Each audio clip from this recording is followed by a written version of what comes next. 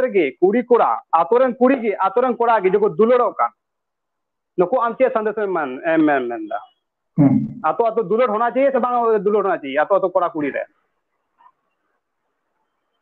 इतना तुम्हारा बांग होना चाहिए अगर आतोर की दुलड़ की खातिर बारे आतोर तो चिका बोन आदेर करे तो के सनाम को निया एएनएच न्यूज़ बेरा सनाम को सगुन दराम आपे न्यापाम चे पेया से पेड़ा लका नि बुलाओ का दिया निया एएनएच न्यूज़ तला रे नुई पूरा बंगाल बिहार आसाम उड़ीसा दिल कदा बड़ी आ चे लका वो समाज रे कुड़ी कोड़ा को उदू दा ये बड़ी को कमी दा ओना गे उदू सदर दा समाज तला रे देखा जाए कहीं ना कहीं बलि ए दर्शाव दा आदो ओना को कुलीते कुली या बोले चिदा निया को दर्शाव दा चे मकसद कन तमामा चे को आमम गुननो कना निये बारेते साइमल कन कथा में ना आइमल कन सवाल में ना नी ऊपर रे आदो कुली जरूरी कन गया चेदा बड़ी वजह जे फैलाव दा तो आदो मा तबे ᱧᱟᱯᱟᱢ ᱪᱚᱭ ᱯᱮ ᱭᱟ ᱜᱟᱞᱢᱟᱨᱟᱣ ᱪᱚᱭ ᱯᱮᱭᱟ ᱢᱟᱨᱰᱤ ᱵᱟᱭᱟᱨ ᱥᱚᱸᱜᱮᱛᱮ ᱡᱚᱦᱟᱨ ᱜᱮ ᱢᱟᱨᱰᱤ ᱵᱟᱭᱟर जोहार गे इन मर्दी बिहार और एमएन मसराहा अमा नोआ NH news Bihar YouTube channel रे अबू सेटे लगे अमा मी सराहाव में अभी सराहाव तो दा को ᱧᱩᱭᱞᱮᱢ ᱵᱚᱭᱦᱟ दा मेना का दा को ᱧᱩᱭ में चला सवाल ये उनका दा को सनाम ᱧᱩ ठीक गया दिल तो खाली लाहते पुली रंग हाँ दिल तो बांग धक धकाप कना बांगे चला चो आम आमा यूट्यूब रे खाली बड़ी जे थंबनेल कुम लगाव दा भितरी रे कुछ और में ना लेकिन बाहर रे जो थंबनेल ना तमा बड़ी चीज मुदू दा थोड़ा कर और निये को गे अच्छा इन जा सवाल में आम सवाल ना स्टार्ट किदा बोले आम निया यूट्यूब चे लगी तम है ना चे गुणन कतम है करा यूट्यूब रे ऐसे यूट्यूब रे हजुर ना तो अडी दिन खरा के प्लान तहे कना मेखान उना माने अयूरान और जहां लई लगी उनका कोई हो बइनाम ले मेखान निया धम जो हजुर हुई कना कुछ 1-2 साल हा हुई लगी तो तो नोरे किते मकसद ना जहां तो अब समाज रे जेलका जेल जामो कना असल मा रोस्टिंग को एहो हुई लेना मेका रोस्टिंग साथ नितो तो समाज दायते हो कुछ रोड हुई कना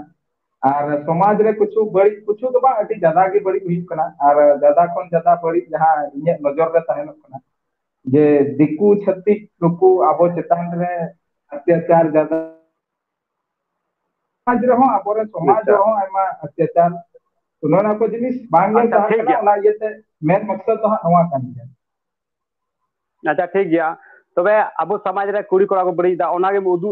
सदर दा बोले आम चेदा ए वायरल दा वीडियो नियो को चेदा वायरल दा यूट्यूब रे कुड़ी कोड़ा को बड़ी चाहे दिक्कु छत्तीक को बड़ी चाहे जहां की उनते को बड़ी है आबो समाज रे अगर बड़ी नेल ना तो इने वीडियो बनावे मेटर नवा दो बांग कना जे ओकोय बड़ी किदा उनी जहां तीन मरा लटू होड़ की ताहे ने जहां तीन मरा कटी की ताहे ने अगर समाज रे बड़ी किदा तो सिर्फ तीन दो मिटर बड़ी नजर से नेल कते ओना वीडियो बनावी ओंडे भई मेटर जे कोड़ा कुड़ी ताहे ना कुड़ी ताहे ना मंजी प्राणी के ताहे ना से जहां की ताहे ना ओना तो मेटर बदवा इन समाज रे अच्छा तबे निया जो वीडियो ओका को खम नाम दाम दो चिकाते निया को बड़ी फोटो है एम कना म तला रे को कोलाम कना से को ओका को हिजु कना निया को अकोय कोलाम कना असलते नवा जिनिस रे नवा कना जहां तो अबवा समाज रे जखन डे मारा बड़ी हुई कना तो इन लेका गे आरो आयमा होड़ बिना को जहां तो नवा बड़ी को बुझता जे नवा जिनिस तो बसे बड़ी गया तो उनकान जहां बड़ी को बुझदा उनको बड़ी बुझ जान होड़ की इन छन मैसेंजर ते फेसबुक ते इंस्टाग्राम ते या जहां ना की सुविधा यम कवा को ये अबाउट सेक्शन रे ओरे सेन कते उनको को मैसेजिंग कना एदा नवा तो बड़ी हुई कना नवा दाते कुछ रोड में तो ओना वीडियो पहली छानबीन लगाया जे है बढ़िया बा बढ़िया अगर इन ओना वीडियो बड़ी बुझे होता तो ओना ये ते वीडियो बनावता और वीडियो इमेज होड़ तो माने आम इन होड़ कान गया को जहां टोला रे जहां आतो रे जहां रे नौका बड़ी हुई कना ona ko lay sodoreng kana ᱤᱧ ᱫᱚ ᱵᱷᱤᱰᱤᱭᱳ ᱧᱮᱞ ᱠᱮᱫᱟ अच्छा बोले आमा वीडियो माध्यम बेना माध्यम ते समाज रे मिटेन बोले ये नवे संदेश बोले आलपे बड़ी जानी आमा संदेश दोगना निकाल पे कमिया बखाले बिना तो पे वीडियो के आयमा हर नवा आप जे लकम सवाल दी चलागा जे बोले वीडियो चेक लगी हम वायरल दा वीडियो चेक लगी हम हुईदा सिंपल सा कथा कना तखन आबो देख मारांग जहाना गलती लेखान जहां हर अगर लाहा रे तोहो ना ओना धीरी दो आबो ओना जहां धीरी ते तोहो कने ओना धीरी दो आबो दो ओचो हुई तबना मका चांस तहन कना जे धिनंग ओना धीरी रे एटा हर तोहो दो ना और अगर अब ओना धीरी बापो अचोगा खाली बन येल तो आ है इन तो चेक लगी हरानवा इन तो बई अचोगा इन तो चेक लगी हरानवा बई अचोगा तो आयमा हर ओना रकम तो यूज दाड़े उनका लेका जी अगर नवा को वीडियो हजू कान खान नवा तो नियत तो आलो पे हुदिसा जे बोले इ नोई वायरल दा मेते तिको नवा तो मिटा हर उदुग लेका तहन कना मिटेन हर थन उदुग लेका जेमन अगला हर जहां हर नोंका को विचार बड़ाए प्लान बड़ाए नोंकई कमिया दिकु सला इ फसा से बहु कुड़ी को आय जवा इके कते एटा कोड़ा साथे रोड लंदा फिर आयमा कुछ उनका तहन कना जहां तो बापम ले दरा से आमा चैनल रे बई ले दरा इने चैनल रे दुई ले दरा गया आमा तो रिस्पेक्टेड चैनल कना ओनाते उना बड़ी कहा बई रो दरा बुझो दरा कान के अपन जहां कमी तो एटा कोड़ा सला बांग गनोआ ओना कमी आय जवा इके कते बहु कुड़ी एटा कोड़ा सला कमी कना तो नोवा को जिनिस तो अति बड़ी गया तो नोवा को वीडियो जखन इथे हेतु कना आरी बनावता तो सिर्फ नोवा लगी जेमन बहु कुड़ी को से कुड़ी गिदर को जहां जेमन बतर को दोहय जे नोंका तो बांग कमी लेखा ठिकुआ बका ठेकान बनुआ दिन आले वीडियो बनाव कते हो वायरल दाड़े ताले निकम बतर मेखान इमा प्रयास रे मिले냐 बाकी हर दो आयमा नेगेटिव को अगुइदा आयमा ये को बुझो तो चा वायरल दा संताल समाज वीडियो तो बांग वायरल होते और उनी जो अब संताल समाज दाते वायरल कने बड़ीता ओना जिनिस तो बाको नेल냐 आयमा हर को सवाल का दिना जे चा नोंका ना वीडियो अपलोड दा मेखान उनी जे अपलोड कोना कान उकु उकुते ओना तो बाको ध्यान दा होय नो को जिनिस कान तबे आमा माध्य आमा कहना का अनुसार ते बोले आमे नियमित संदेश माओ कोना समाज रे कुड़ी कोड़ा गो बाबा निकाल पे कमिया तबांग आनियते आम बिना वीडियो अपे एक minute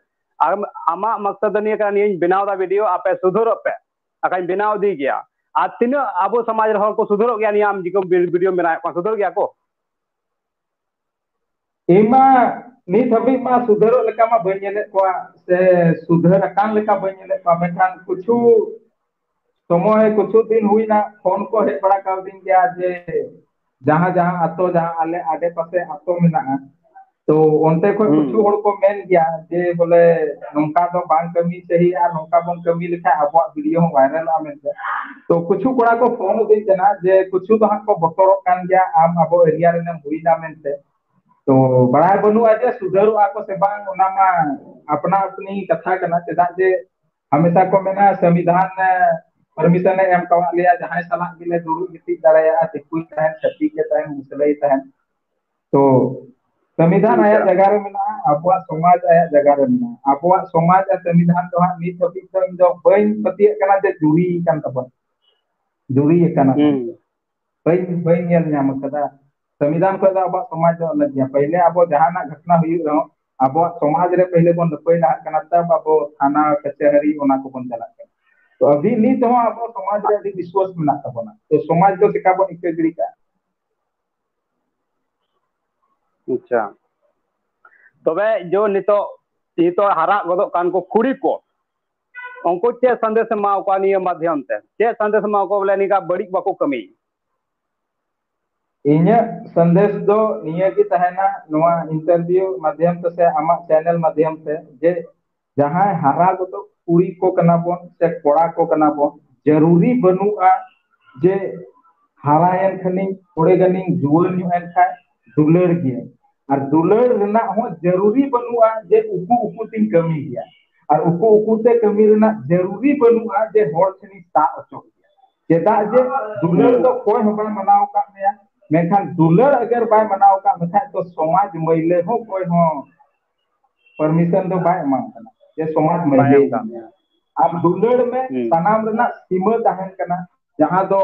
uku jaga tahan kena eman kuchu ongkan tahan kena jahan do am hor bako nyam darena और हर को न्यामे लिया मतलब नवा करना जे आम तो कहीं ना कहीं हर समाज रे या तो कहीं ना कहीं आमा गलत नेचर ये से हर आम को पिछाए में और पीछा करते आम को सेंद्रा न्याम दरे तो दुलड़ तो माना तो बनुआ मेखान समाज ठेन की दुलड़ समाज रे कोड़ा कुड़ी की समाज रे की दुलड़ पे अलग व्यापार करना दिक्कु छटी से आलो पे दुलड़ा आमा केस नोंका है करना दिक्कु छत्ती सावते ताहेन उनको सावते दुलर उनको सावते बपला तो नवा को जिनिस तो बांग हुइले कान के ठिकुआ और दुलर दो इन तरफ का बई मनाते मेखान आयो बाबा मान मर्यादा दोहो करते हम दुलर दो अति जरूरी गया ओना को आपे ऊपर रे डिफेंड है जे आपे चे लेका पे दुलरा मेनते मेका इसे पर मा नवा कान गया जे आयो बाबा ताराम पारम कते दुलर दो इसे तो बेस दा बई बुझवा और जखन उकु कुमरु दुलर नंका हर को सा लेखान तो मा ओने उनका वीडियो को बनाव दा अते मारा वीडियो बनाव लेखान तो नवा दो डाउट आलो पे तो है जे ना बा वायरल आमिल ओना तो वायरल हो गया तो नेल पे उकु उकु ते दुलर ना मेका समाज रिके समाज कोन बारहे दो बा इने गिन मेना और समाज कोन आसल तो नवा के समाज को साथे होना अच्छा ठीक है अच्छा जो नुको अब समाज रे कोड़ा को जो बड़ी को कमी दा अब को नुको आम चे संदेश में दा वीडियो बनाओ ये संदेश में का से बांग में माओ को उनको जो बनावे कान जो बड़ी को कमी का उनकिन कुल जोड़ा ठीक उनकिन जो वीडियो को बनावे कान यो समाज रे नुको जो को हिना को मोबाइल वाला वीडियो वाला को बनावे कान नुको चे में दा बनाओ दरकार से इने हिसाब तो नवा कना जे अगर समाज रे जखन कोड़ा कुड़ी संताल समाज रे कोड़ा गिदर कना किन कुड़ी गिदर कना किन और दिकु छती को कोड़ा कना है दिकु कोड़ा कना हर कुड़ी कना से हर बहु कुड़ी कना तो इमा पहले मा नुए में ना जे बोले अगर ता का इंसान पहले आपे रे डिसाइड लाए पे आपे लपई ला पे और नोका डायरेक्ट आसो काटी में ना संताल समाज रेन की पूरी कोड़ा कान का किंतु वीडियो बनाओ तो बांग दरकार इने जखन ओणे की वीडियो कापे ना आले सेन दो वीडियो हजू आसका आले मा बाले चला आले मा बाले सेंद्रा बनाए का कोरे गलत को कमी दा में तो नवा दो निये हो हुई कना जे अबवा छवि बिगड़े कना अबो संताल समाज और आसो काटे बिका जिस नवा कना नोंदे हा सवाल को जे बोले आपे लिखम वीडियो पे बना तो आले दो वीडियो तो उन गिनने कना था तीन तो वीडियो वायरल को कना तीरे आले से हजू कना आले से अगर हजू कन का हमारे मत नवा कना ओना वीडियो तो वायरल के आले से नहीं कना तो सिर्फ आले तो वायरल वीडियो के वायरल था आले तो टुंडू कते बाले देना तो इमा निया की इने ना सीधे सीधे जे जहाना कथा कान के दिकु सत्य कोई ना एमान तेना ना तो वीडियो तो बाम बिलाव लकान के दिकु समाज रे को लपई दिला ता नोका दिकु सत्य अपना अपनी आतो उरी कोन दोहया मंजी प्राणी को इनेगी मेन तो बना मंजी प्राणी को उरी कोन तायना अगर नोका दिकु सत्य कोला केस हजू कान खान तो ओना को चेका छुटकारा बन जामा और वीडियो बनाव दे इन से कोन तो बांग दिकुआ मेका आले वीडियो ले बनाव दा ओना रे मतलब वा तो आलो पे ना जे बोला आपे के वीडियो पे बनाव इसलिए आप पे वायरल था तब क्या ले वीडियो में बनाव दा बका उन्हें औकात दो बोल या वीडियो अच्छा जो समाज रे मेना को अबो गुखुड़ी सामाजिक को ये हर मेना को नको जो समाज तरह आबे कुड़ी कोड़ा को बड़ी दा तो समाज रे कम से कम 50 टी आतो ओड़ा मेना परिवार मेना 50 टी ओड़ा रे कम से कम 50 टी गोना में तिना को होना 200 हर दिया 300 हर को होगा ठीक है और 200 300 हर रे जो कुड़ी कोड़ा को बड़ी दा उनको तो नेल कान गया को थर जहां उनी कुड़ी बड़ी दा से कोड़ा बड़ी दा तो उनको 200 हर या 300 हर उनको टोका होना चाहिए तो बांग अब बाको टोका को चिदा बाको टोका को नहीं चे संदेश में ना टोका होना चाहिए से बांग टोका होना चाहिए उनको कुड़ी कोड़ा को बड़ी कर उनको नवार दो इन दो नवागी मेना जखन जहां ता कोड़ा कुड़ी को बड़ी दा आसो कायते दिकु छती हुईना और संताल कोड़ा दंगो को कुड़ी नका आयमा जिनिस हजू करा तो नी तो सवाल तो पहले जो नवार या जवाब एम राया इन तरफ से कोई हो जे दिकु जो को हजू कना समाज जैसे आतो रे तो जहां वीडियो बन येलदा जहां ता वीडियो भी ओना हर एक उन्हीं बहु कुड़ी तो जरूर जहाना आतो की दिलो जहाना आतो रेन कान गया तो हर एक आतो रेन जहां मुख मुख को ताहन कना मंजी प्राणी को नुकु को मिटान दायित्व बेना कना जे नोंकाना जिनिस बांग हुई चोरेना और नोआ को जिनिस रे रोक लगा चेदा जे आतोरेन कनाम और आतोरेन मजी प्राणी कनाम तो आम अगर आतोरेन होड़ आम को बेनाव का या तो आम आउ कुछ दायित्व तहन कना उनको जहाना मिटाव कोरेना नोका बांग हुई चोरेना काबिना केंद्र जे बोले कोड़ा कुड़ी से बहु कुड़ी को डंगो कोड़ा रे उनका को हसा कना ओना रे तो हा उनी बहु कुड़ी ते फसा कना ओना मा बहु कुड़ी की है जिसको बहु कुड़ी मान वही बनाओ को नोआ नोए बताओ को नोआ दो नोआ को जिनिस पांती का और अगर जहां उनी रे जहां जवाई कना तो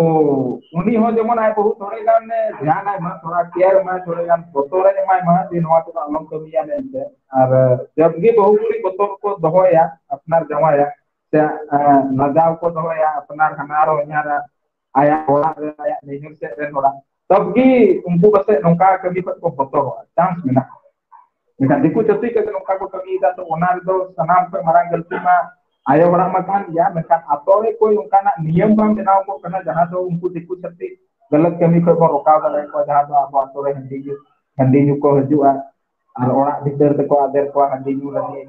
ओना को अभी गलत जिनिस कना बुझे के रहे और कना को हंडी तिकी जरूर किया मेkan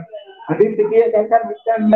रूल्स बनाओ ता मिटन नियम बनाओ ता जे हम हंडी उका जो का हंडी न्यू और ओड़ा भीतर जे बम को maka handi ju